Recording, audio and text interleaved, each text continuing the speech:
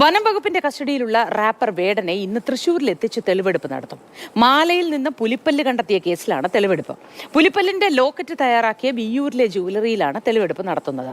പുലിപ്പല്ലാണ് എന്ന് അറിയാതെയാണ് ലോക്കറ്റ് കെട്ടി നൽകിയത് എന്ന് സ്വർണ്ണപ്പണിക്കാരൻ മാധ്യമങ്ങളോട് പറഞ്ഞു.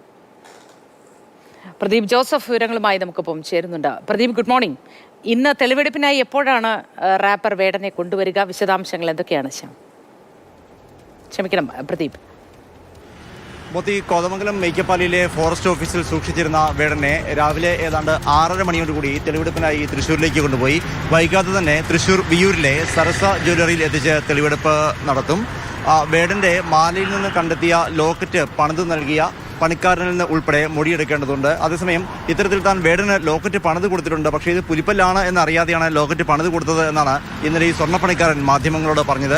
വേടനല്ല, മറ്റാരോ ഒരാളാണ് ഇത് പണിയാൻ വേണ്ടി കൊണ്ടുവന്ന് തന്നത്. തിരികെ വാങ്ങിക്കൊണ്ട് പോയത് വേടനാണ്. ഇത് വേടനാണെന്നും തനിക്കറിയില്ലായിരുന്നു. തൻ്റെ മകൻ പറഞ്ഞാണ് പിന്നീട് ഇത് വേടനാണ് എന്ന് താൻ അറിഞ്ഞത്.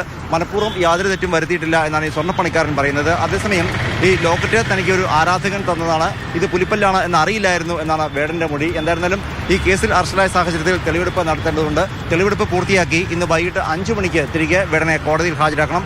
സ്വാഭാവികമായും കോടതി വേടനെ റിമാൻഡ് ചെയ്യും. നാളെ മെയ് ദിനം പ്രമാണിച്ച് അവധി ദിവസമാണ്. മറ്റന്നാളാണ് വേടന്റെ ജാമ്യാപേക്ഷ ഇനി കോടതി പരിഗണിക്കുക. ശരി പ്രദീപ്.